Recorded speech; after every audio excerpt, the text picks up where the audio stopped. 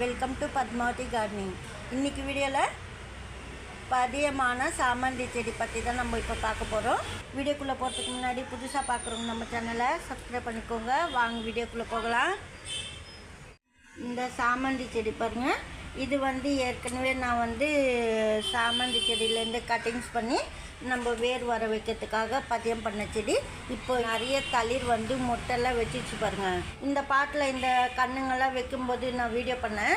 Cut பண்ணிவிட்டு கிளை நம்ம பிரான்ச்சஸ் உள்ளே வச்சு நடுறது எப்படின்னு சொல்லிட்டு. அதுக்கப்புறமா அதில் அப்போ கொஞ்சமாக தான் இலை இருந்தது. நான் எல்லாம் அந்த இலையும் கட் பண்ணிவிட்டேன். அதுக்கப்புறமா புது லீஃப்லாம் போட்டு மொட்டெல்லாம் வந்துடுச்சு. எந்த அளவுக்கு நிறைய தளிர் பாருங்கள், பக்கத்தில் கூட பிரான்ச்சஸ் வருது. எதுக்கு சொல்கிறேன்னா, நம்ம மண் அது போல் ரெடி பண்ணிவிட்டு நீங்கள் நட்டிங்கன்னா நல்லா இதே போல் வளரும். அதாவது மணல் கொஞ்சம், கம்போஸ்ட் கொஞ்சம், செம்மண்ணோ இல்லை பழைய மண்ணோ நல்லா பொறுன்னு, அதாவது ரவை போல் மண் கலந்துட்டு நீங்கள் வச்சிங்கன்னா தண்ணி ஊற்றினா கீழே இறங்கி வந்துடணும் பாட்கடியில். அப்போ தான் சாமந்தி செடி நல்லா வளரும். நான் கொஞ்சம் வெயில் கொஞ்சம் நிழல் அது போல் இடத்துல தான் மாற்றி மாற்றி வச்சேன். இப்போ நல்லா வளருது பாருங்கள். இது போல் கிளை கட் பண்ணிவிட்டு வேர் செடி வளரும்போது மொட்டு வந்துடுச்சு. இந்த டைமில் நீங்கள் ஒரு வாட்டி தான் கொடுக்கணும் எருவு. மொட்டு அப்போ தான் வருதுன்னா நீங்கள் ஒன் டைம் கொடுத்துட்டு எருவு விட்டுடணும். எதுக்காக சொல்கிறேன்னா, திருப்பி எரு கொடுக்கூடாது.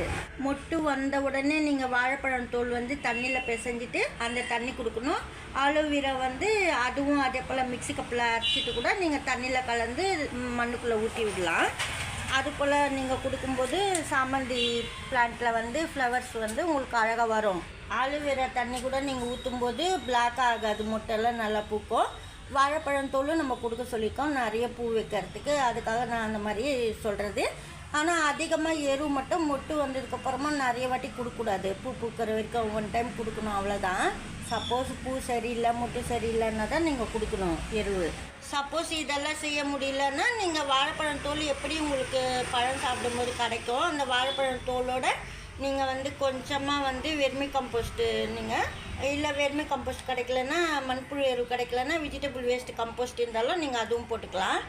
எல்லாமே கலந்து கூட மிக்ஸி கப்பில் தண்ணியாக அரைச்சிட்டு நீங்கள் செடிக்கு சேர்க்கலாம். இப்போ vermi compost, suppose kitchen waste compost அதெல்லாம் செய்ய முடியல, வாங்க முடியலன்னா நீங்கள் காய்கறி வேஸ்ட்டோடு கொஞ்சமாக வாழைப்பழம் தோல், கத்தாழை தண்ணி சேர்த்துட்டு நீங்கள் செடி கொடுக்கலாம். அதுவும் நல்ல எருவு, நல்லா பூக்கும். சாமந்தி செடியில் வந்த மொட்டெல்லாம் கூட நல்லா பூக்கும் பூவு.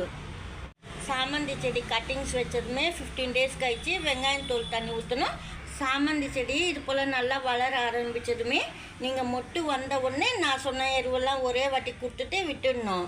இல்லை மொட்டு வர்றதுக்கு முன்னாடி ஒரே வாட்டிக்கு நான் சாமந்தி கட்டிங்ஸ் வேர் பிடிச்சதுமே இதெல்லாம் கொடுத்துட்டோம்னா கொடுக்கலாம். இந்த வீடியோவில் தான் பிடிச்சிருந்தா லைக் பண்ணுங்கள். நன்றி, தேங்க்யூ.